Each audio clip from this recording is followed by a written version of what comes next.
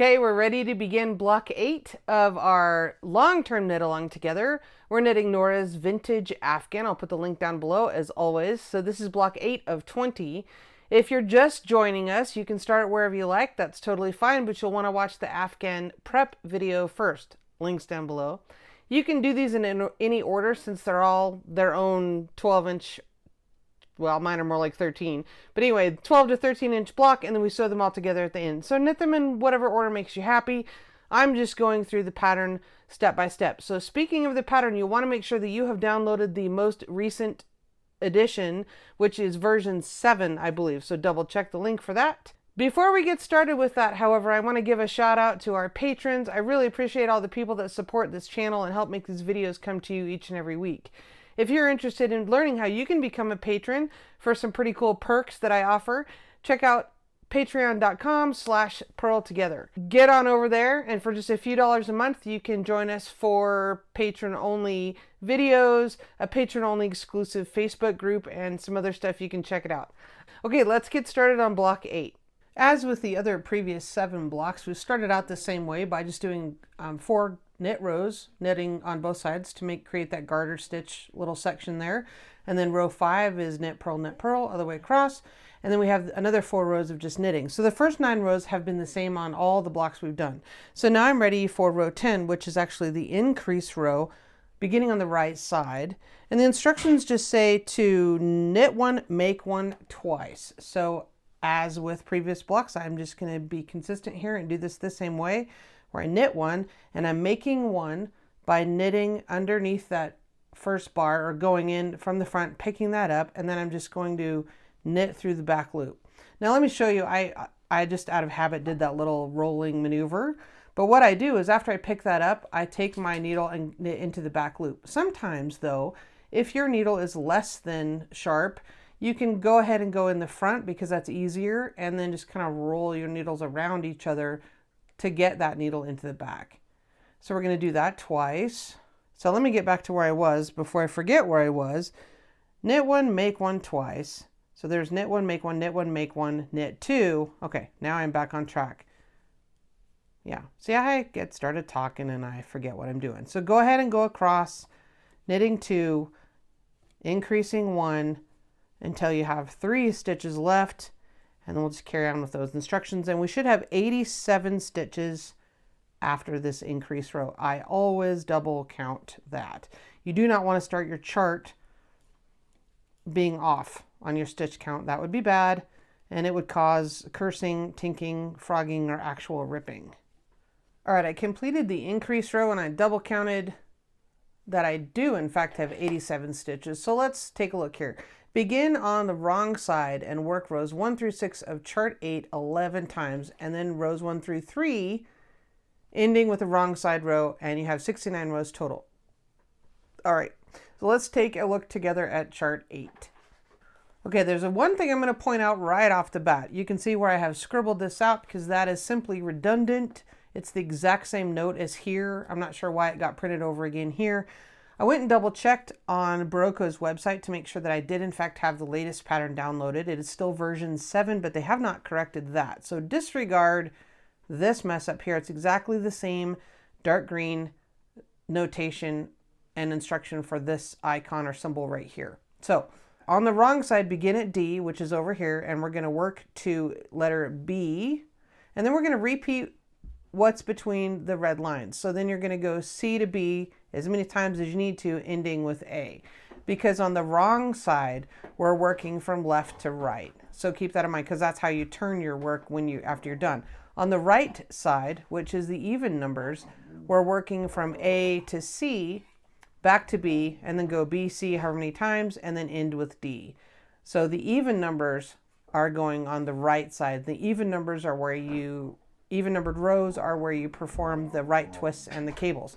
So let's talk about that. The right twist, I'll show you how to do that. We've had that occur in one previous block. I want to say it was number 4. Not sure about that. Don't remember. This one is just a simple 2x2 to the right. So that's going to be pretty easy, and a 2x2 to the left. So this square is pretty straightforward and is going to go pretty quick. Row 1 is on the wrong side, and you're just going to go across doing your knits and purls, being mindful of how many there are.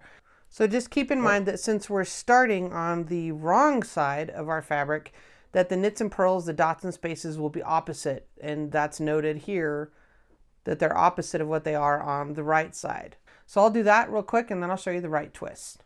Also, as with previous blocks, you'll notice that we alternate knits and purls going up the side. So that's just going to create a little garter stitch edge with one stitch column going up the side.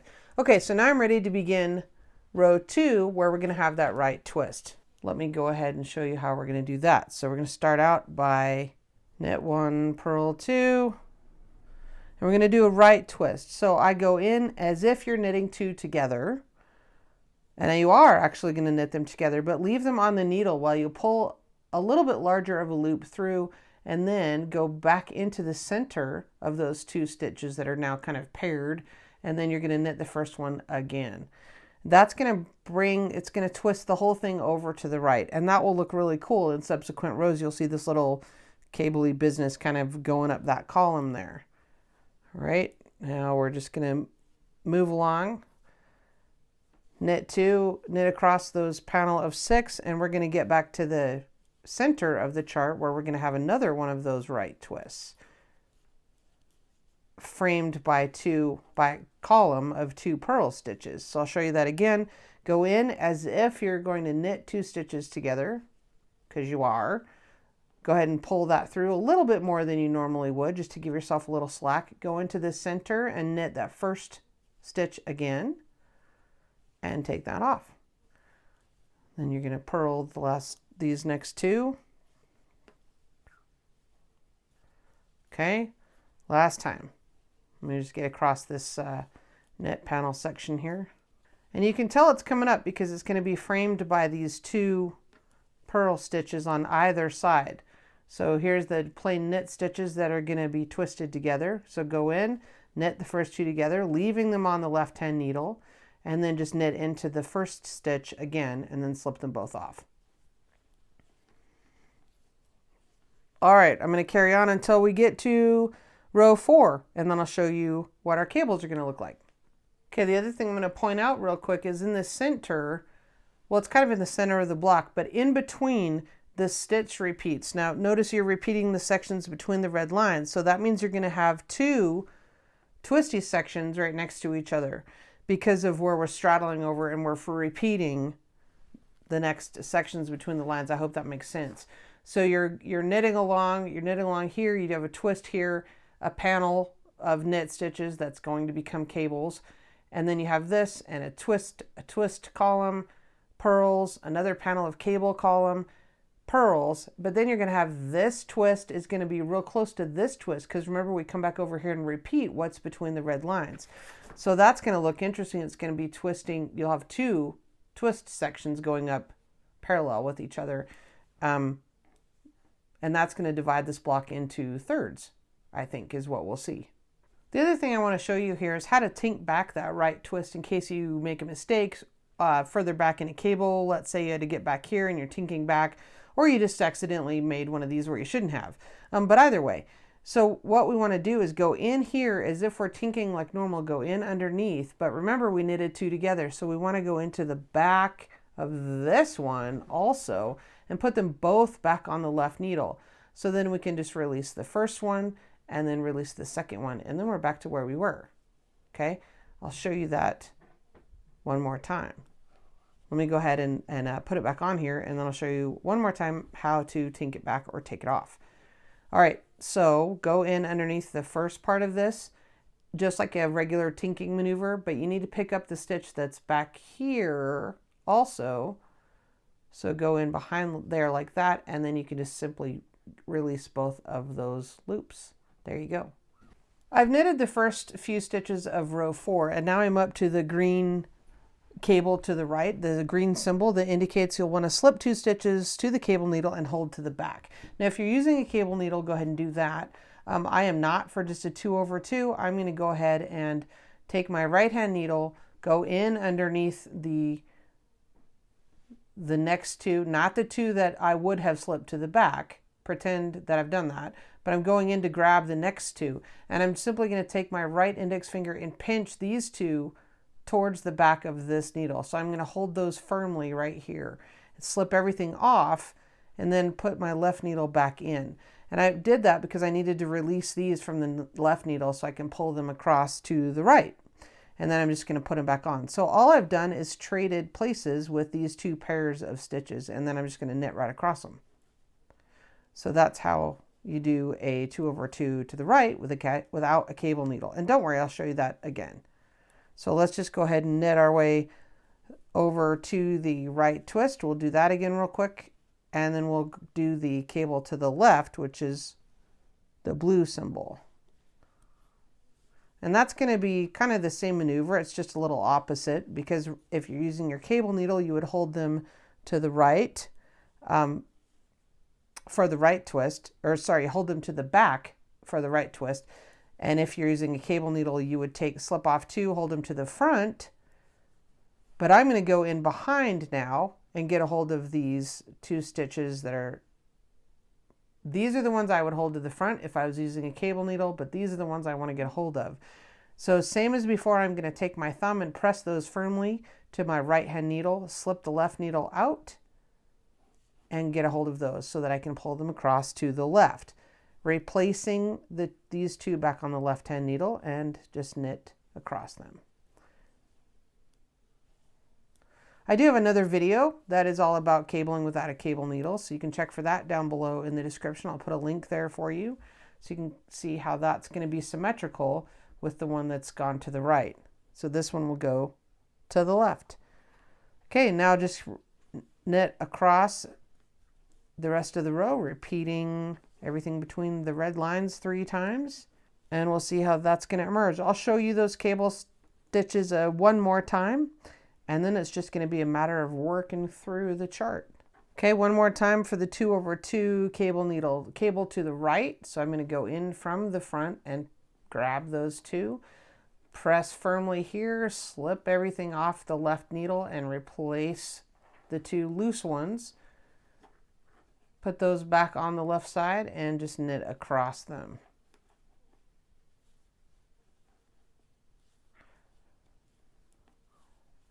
Okay, we'll do the purls and the right twist and get over to the 2x2 that goes to the left. I'll show you that once again.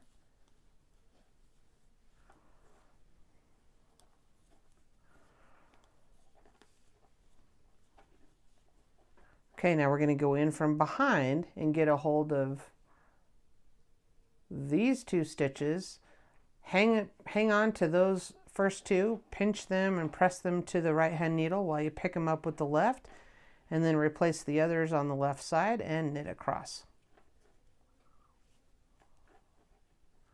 So this is going to be an interesting thing to see how this emerges. Now, if you'll notice on row 6, your cables are offset in their position. They're offset by 2 stitches. So that means that this one that's moving to the left is going to travel offset 2 more and travel all the way to this purl column. So it's going to go like this all the way over even more. So that's going to be kind of cool to see how that emerges. Okay, I'm going to go ahead and knit through this chart a few times, and then I'll show you what it looks like. All right, here I am at the end of all the chart repletes. I have really enjoyed this block so far. I really love the way it looks. You do need to be mindful of, these all going to the right cable crosses, and then these are to the left. I did have one instance where I had one over here on this column that I crossed the wrong direction, and then I had to drop back down. Luckily, I was only 4 or 5 rows up, like here. Like, for example, if I had done this, going to the left instead of to the right, that's exactly what had happened here. But thankfully, I had not already completed another cable up here in a subsequent row. So I was able to drop down and fix that using the method that I showed in a previous video, which I'll link down below, about how to fix a missed cross cable. So I really like this yarn. This is the Madeline Tosh Vintage in Fallen Cloud. So all the information is down below in the links. So now I'm ready to decrease back down to the original number of cast on stitches that we had, which was the 57, I think. So I'm on the decrease row now, which we're going to knit 2 together twice, and then knit 1, knit 2 together 27 more times. Then all we're going to do is repeat rows 1 through 9 again. So we have this matching border on the top. And I'll show you what that looks like when I'm done and I have it blocked. I'll go ahead and block it and show you the finished square. Okay, there's block 8 drying on the mat. So that might be kind of cool since we just finished block 8. We're almost, well, we are, I guess, a third of the way done. So I kind of wanted to go back through and look at them all and kind of look at the colors and just appreciate, my husband did a really good job choosing these. So this was block 1, if you recall, and there's 2, and these are just going to look fantastic together, I think. I really like the shades that he chose. Again, this is Madeline Tosh Vintage Worsted in a whole bunch of different colorways. I can't even remember the names of them all, but I have them listed under each video, the ones I used. I know this was called Fallen Cloud. Great Gray Owl is one of them. Dr. Zhivago. The really, really dark, this is, let's see, this dark one here is called Composition Book, I think, and I can't remember. Maybe this is the Gray Owl. I don't recall. I put them at the bottom of each video, though. So this is block 1, 2, 3, 4, 5. This one was the one with the baubles, and I was kind of unsure about that. But, of course, after I block it, I really like it. This was block 6. That one, it's growing on me a little bit. This was upside down. I was a little uncertain whether I liked this just because it's not symmetrical, where you have this triangle knit and purl pattern down here, but you don't have the same thing at the top. But that's okay.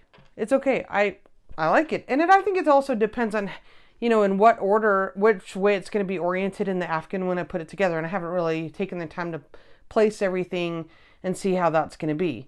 And then finally, this is block 7 here. And then 8, you saw I just finished, and it's much lighter. 8 is back to this lighter color, the same colorway as this one. So I think that's just going to be fantastic when we're done. Speaking of being done, I don't know. I'm still thinking about whether I'll sew them together as the pattern suggests, or have my mom teach me how to join them with like a single crochet kind of thing. I don't know yet what I'm going to do about that. But I really, really like how that's looking. So Lindsay on our podcast, she asked during the live stream last time, how would I store them? Let me get this out of the way here. I simply have a plastic, like a Rubbermaid tub. Here, let me show you. Actually, it's one of those Sterilite, whatever tubs. It's just a Rubbermaid or, a plastic tub that, it's probably 6 or 7 inches deep. And you're thinking, what is that inside there? Well, my mom has a bunch of sage, Wyoming sage. Well, there's lots of varieties of sage, but we have a lot of sage growing in her yard, and we've made sage bundles that I've dried. I think we did this last summer, or maybe the summer before. But that's a really good insect and moth bug repellent. I'm repurposing this container from a different purpose, and so it does have small, tiny little holes in the bottom. I was actually using it to grow fodder, which is a whole another thing. I was using it to grow wheatgrass, basically, for my goats. But I cleaned it up and I repurposed it to store some stuff, but it's not airtight is the point. So I'm using these sage bundles as an insect moth repellent, because I certainly don't want wool moths in my yarn. So I've just put all my blocks in there, laid flat, and then put the lid on. There's several people that have used, there's these blocks that have vertical stainless steel wires. I think they're stainless steel, but they're like posts, and you set up the blocks, and the blocks set here, and the posts are vertical like this, and you somehow, just basically put the corners of your knitting down on these and slide them down, and it keeps them all stretched out or blocked on the exact same size. I haven't done that, obviously. I'm just using my, plastic tub method. So leave me a comment down below, or drop me a picture in the Facebook or Ravelry group, and let me know what you're doing, how you choose to store your blocks, since we still have another 12 to make before we decide to sew anything together. So show me what you're doing. I really enjoyed block 8. I found it to be pretty straightforward, as was block 7. I will say, as I mentioned earlier, there was a time when I had a miscrossed cable and had to drop down and fix that just because I wasn't paying attention. And we've talked about that some with a couple of my friends, is that You know, just because we're on YouTube and we knit all the time doesn't mean we don't make mistakes just like everybody else. I mean, we're just regular knitters, regular people just like all of you. And sometimes I mess up and I have to fix it.